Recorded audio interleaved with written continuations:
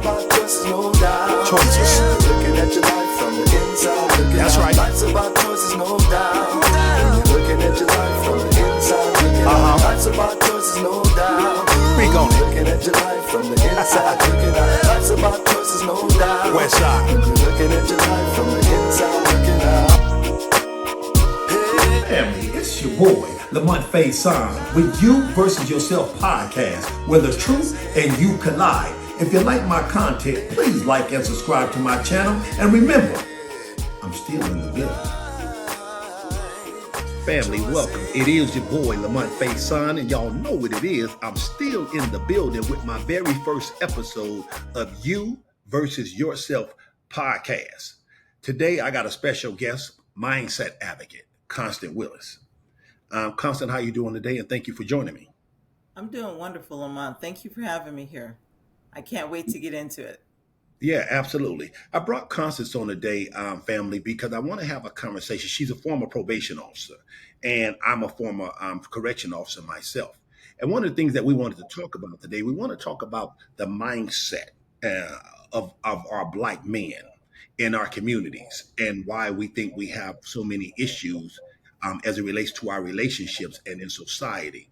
And today I kind of want to take it off of, yes, I'm aware of our ancestors. I'm aware of our history.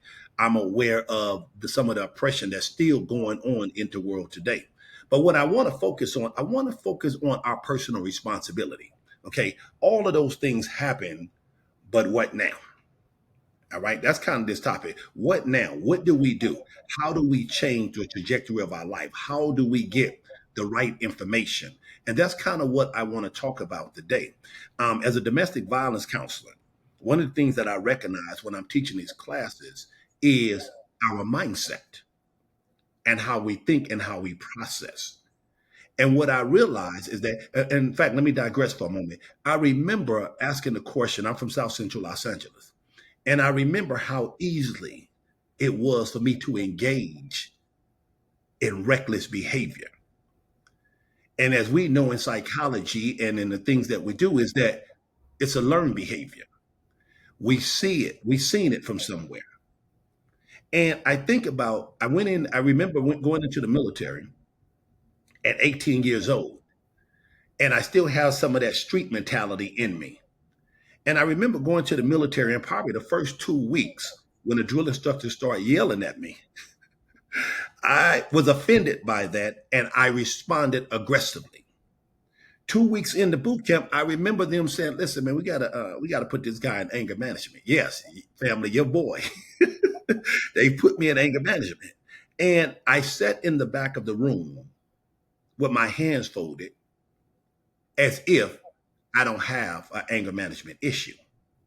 Unfortunately for me, 18 months later, I assaulted a Marine because I was angry and then I responded aggressively. And that's kind of what I want to talk about. Why was I operating like that? What was I functioning and what was that I was functioning under? What guise was I moving under?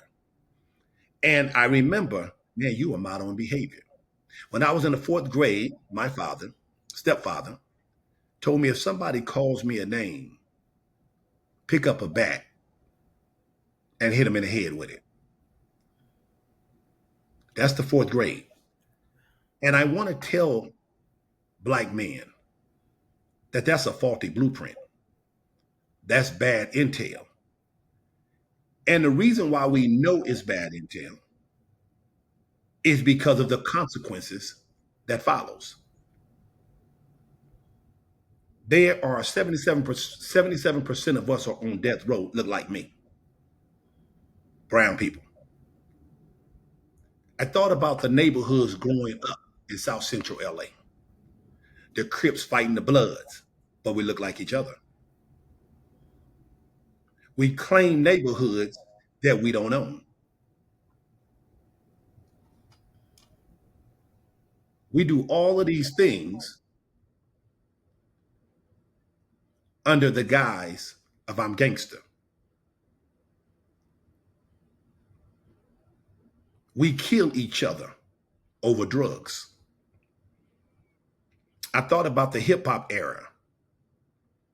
And one thing I was talking to a friend about this morning, I said, it's interesting that even the music that we created or the hip hop culture, we still found a way to put each other down.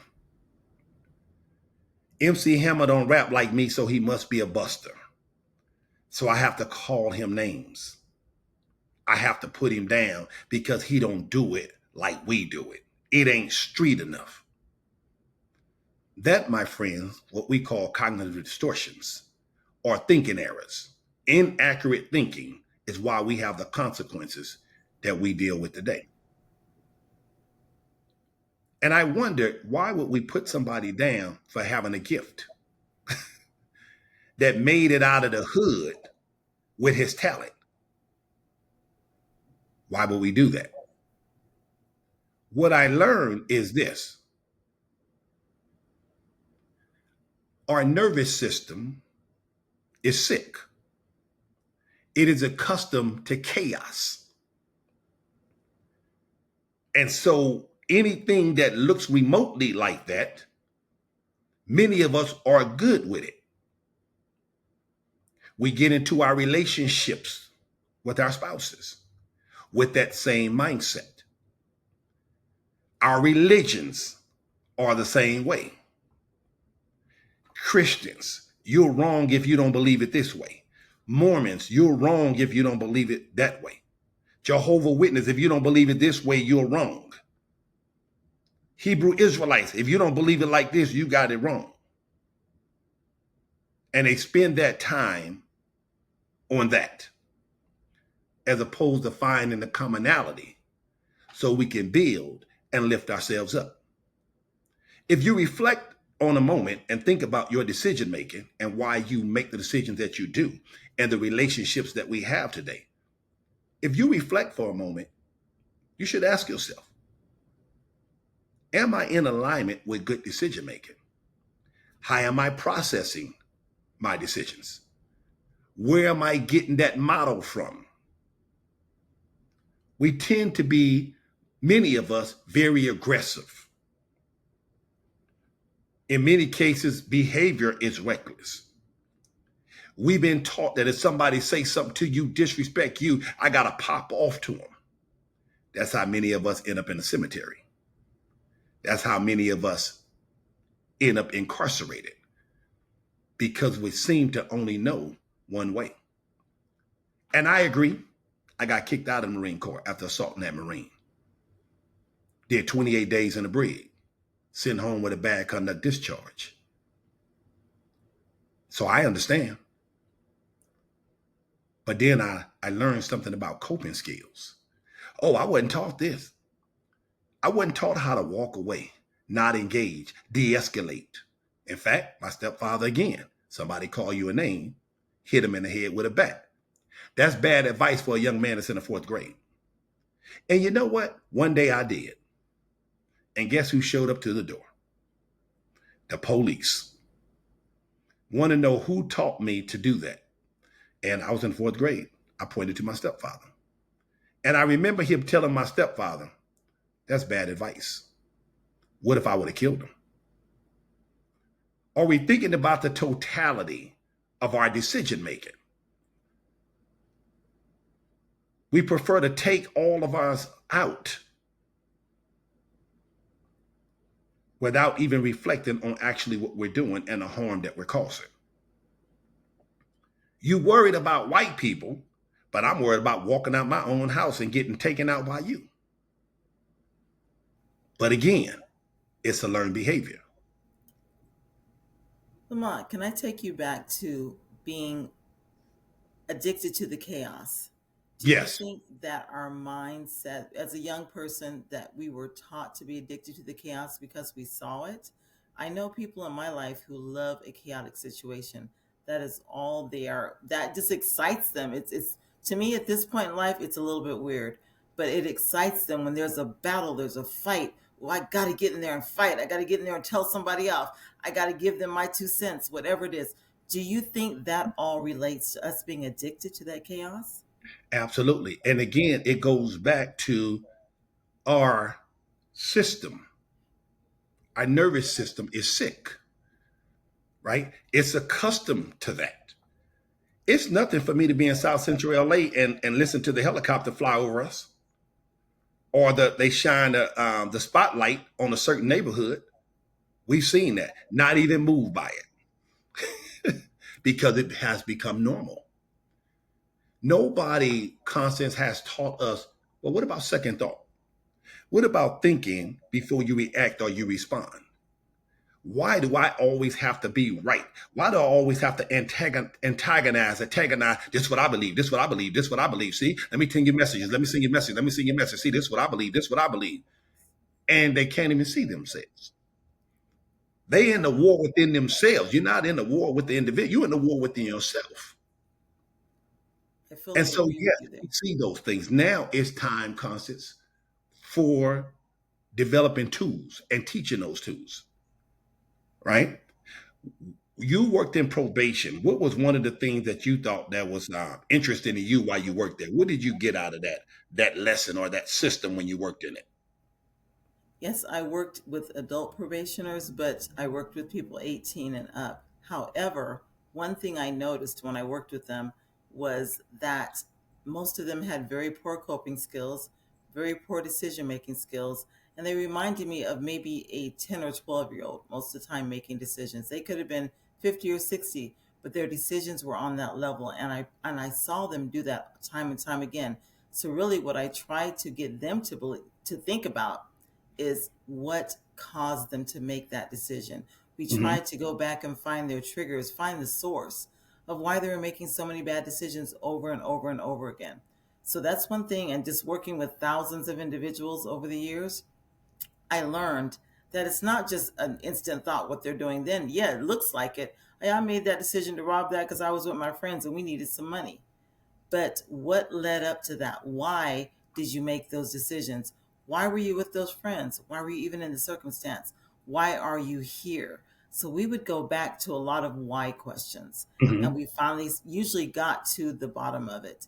And Hmm. many times I supervised generations. So I would supervise a mother or father.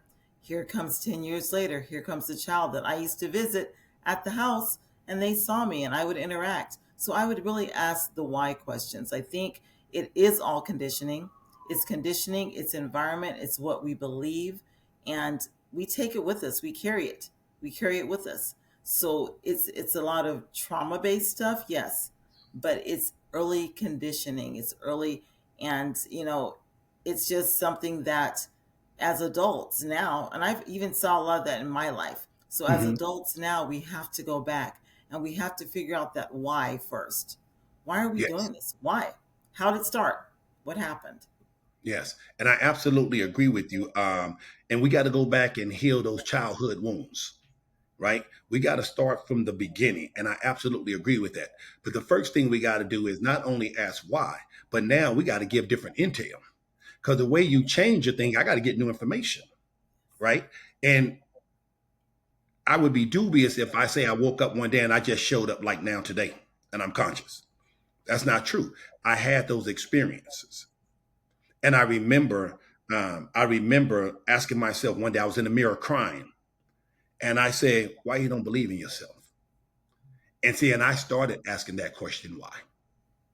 I started asking myself, and the key thing here is I have to have a desire to want to do that. So Yes. if there's a system like you're talking about, Constance, if there's a system that is oppressive, then I need to create a different system within myself that's going to allow me to set myself inner man free. But I have Absolutely. to be honest when I do that. I need the tool of transparency, the tool of honesty, right? I need the tool of I want to align with goodness and change my life. I got to first, though, believe I can. And you and I dealt with same type of populations. And I remember a gentleman, and it was a white guy, and he was a skinhead. And this is when I learned about the power of new information. I walked down this aisle one day and I asked him a question. I said, "Let me ask you a question." He was tattooed all up. And I said, "Let me ask you a question, sir." I said, "If your daughter was hurting and me as a black man came along, would you allow me to save her? Hmm. He had to think about it for a second. And he said, yes.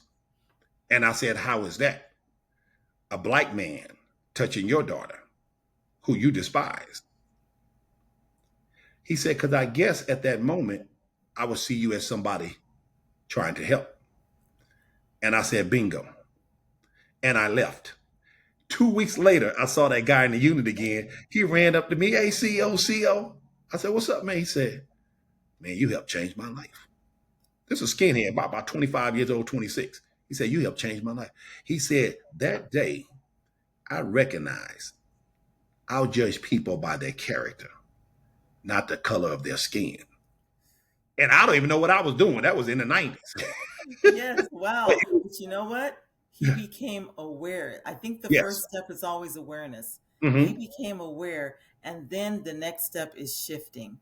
Then he Yes. shifted his thoughts. Like you said, the new information, that's in the shift. We become aware of whatever it is, and then we need to shift it.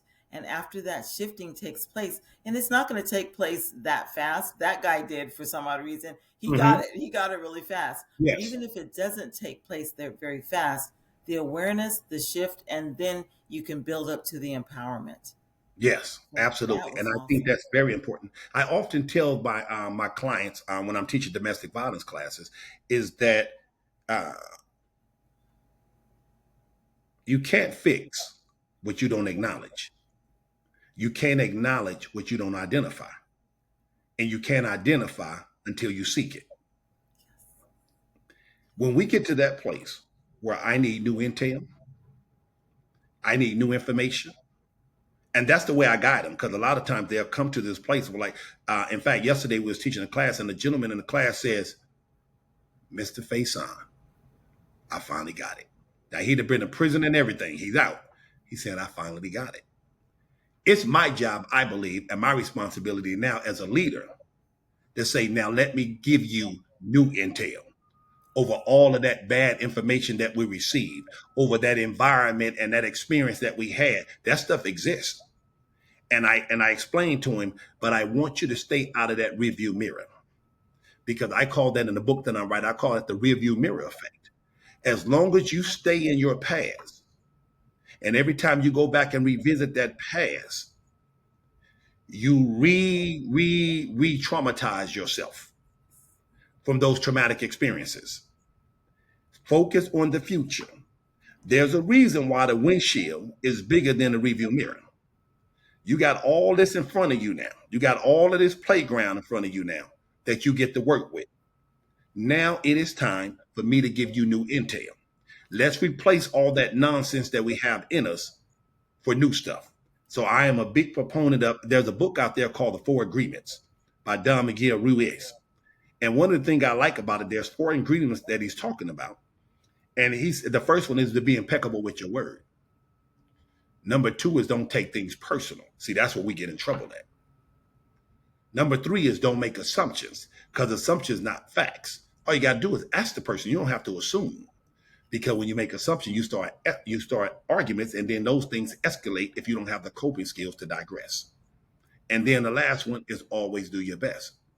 Why is this important? Because this is new information, Constance. This is new intel. I'm giving you new stuff to work with. The meditation, the yoga, changing the way I operate and function with my spouse. Looking at those coping skills, saying, you know what, baby, is this a good time to talk? Is this a good day a good time to have a conversation, as opposed to we gonna talk now, we gonna do it now. Domestic violence is on the rise in our community. And a lot of people in my classes look like me, Yes, right? And I, so I I think love it's important that. for us to spread the information and help folks. So when you're talking about mindset advocate, tell me what that actually is, Constance. Mindset advocacy, the way I look at it, is someone who is working with, or will work with, or talking about, or basically promoting changing your thoughts to change your life. But the first thing, like we said, is awareness. You have to be aware, and then you have to shift. You have to leave a little bit of spot to shift. I mean, sometimes shifting takes longer than others, but replacing limiting beliefs that we've been brought up with, that we've told ourselves over and over again, replacing those limiting beliefs with empowering thoughts, new information, just like what you're saying. We have to replace that with something new. We cannot continue to believe the way we believed. And I loved your rear view mirror example. I've spoken on that before, and I've talked about the windshield, how big it is, and the rear view mirror, it's tiny. Yes. It's a little thing that we look in, like, we're looking in that for. Why do we look in the rear view mirror? We look in the rear view mirror to make sure we're not going to back up and hit something. If somebody is following too closely, we might look up there. But do we drive forward looking in that rear view mirror? We don't. So I Absolutely. love that example. And I can't wait to read the rear view mirror effect, because Yes. I love that example. I've talked about that probably about a year ago or so. I was talking about it because it just, something came to me and I was like, ooh, that's insight. That front mirror, your windshield is Mhm. huge. That is all the possibility. That's the future. That is the new information. That rear Yes. view mirror is your past. That's that Yes. old information. And we need to forgive ourselves Yes. from whatever it was. And many people find that hard. But Yes. forget, love that person, love who you were, absolutely love who you were, because if you weren't that person, you wouldn't be who you are today. But forgive that person, and you might glance back there, but you're not going to look back there and start living back there again. You're going Yes. to move forward. So I love that example that you gave. Thank you. And that's good insight from you. And it's very important. Constance mentioned something about forgiveness. And I want to speak on that for a moment because it is very important. The first thing, folks, when we're talking about forgiveness, you need to forgive yourself, right? Let alone trying to forgive somebody else. You have to forgive yourself, because a lot of times we suffer from our guilt and our shame. And I did that for a while. After I got kicked out of the military, I was walking around with guilt. I said I wasn't smart enough. I wasn't good enough. And I walked around as if I wasn't nothing. I didn't forgive myself. I didn't believe I can accomplish anything. And I see that in some of my clients. I see that they don't believe in themselves. And sometimes I stop them. I said, do you believe in yourself? I said, be honest. Do you believe in yourself? Well, Mr. Face, man, a lot of this stuff, man, I don't think I can recover from because I got in so much trouble. We have to change that thought process, because there's some real stories out there of people being successful. There's a guy named Chef Jeff. Chef Jeff was locked up in prison. Chef Jeff is all over the world speaking now. I think the guy was on Oprah. He's a chef, and he changed his life, and he's out there helping young people. So I'm big on that. You stay in your lane, do what you do. And I think that's where we're at today as well. We have to do what it is that we do and make sure that we are going to be uh, caring and empathy, and have empathy for other people, and don't get so boastful within ourselves, right? That, oh, I made it, where you at? No, I want to bring you along. I've had that experience. I know how that feels. All right. Very Absolutely. important. So, Constance, I'm going to shut this thing down. Do you have any last words on the You versus Yourself podcast? Yes, I do. We are all here to help someone else. And that's something I always say. We all have a purpose. I mean, everybody's purpose is different, everybody's lane is different, but it's all connected. And I always say that it is all connected. As our bodies are all connected, the society is all connected. We are connected. We're here to help one another, but we have to first realize where we are and how we can help. And I believe the mindset, it's the first thing that we have to change. We have to change our thinking. I love the way you talk about thinking errors. We have to correct those. How do we correct them? We first need to know we have them, Hmm. and then we can start correcting. We can start replacing those thoughts, those less empowering thoughts, those thoughts of I can't do it, I never thought I could do it, I was there, I always never thought I could do this, I didn't think I'd be speaking in front of people and talking to people and Yeah. mentoring and coaching, and I never thought that. I was always looked at as the shy one, and I wore that mask and that badge, I guess with honor, as the shy one, always in the back. But you know what? There's a time to step out. And when I made some shifts, I had to make some shifts, some major shifts in my mindset and in my life and in my belief system. I had to make major shifts. But when I did that, I am becoming who I need to be. And as I'm becoming, I'm helping others to become. So I'm open to learn all the time, Yeah. but I'm definitely open to change. And that's the key. we have to be open to change. That's awesome. And that's an awesome message. And I really appreciate you coming on You Versus Yourself podcast because I plan on doing damage this year. You know, I want to lift people and encourage people and inspire people to be the best version of themselves, right? Because again, if you know what this is You Versus Your podcast, where it says where the truth and you collide, right? We want truth now. All right. We want to build ourselves up. And I encourage us, for some of us, to get out of victim mode. We can point fingers all day and blame, but you will not heal as long as you plan the victim. All right. So yes, have we been victimized? Have some things happen? Absolutely. Again, what are we going to do today? So I want to thank everybody who's listening, who will be watching this video. I want to thank my special guest, Constant Willis, the mindset advocate, was in the building. And I'm going to leave you guys with this. This piece that I wrote is called Black Glass. And I want to recite that, and then you guys take it for what it's worth after I'm done. I'm blinded by the black glass. Most of us will never get past the racial tensions and barriers that continue to harass. How can you see with the black glass blocking your vision? That's the same black glass that prohibits you from making good decisions. It incapacitates your sight. That's what it's like, ask the blind man who tried to ride the bike. See, all of your degrees don't supersede your inability to feed off the one who has given you the power to succeed. Say what? Don't intervene and try to be intellectual. The black glass has nothing to do with being bi, homo, or heterosexual. The motion is perpetual. Life is always on the move, even if your prayers are effectual. For knowledge is starving. Constrained in a cage behind the black glass like Darwin. What is this thing that has us confined? Change your paradigm, because the black glass is your mind. Thank you for watching You Versus Yourself podcast. Please like and subscribe, and by all means, set your alert button. Thank you and have an amazing day. And remember, being calm is cool.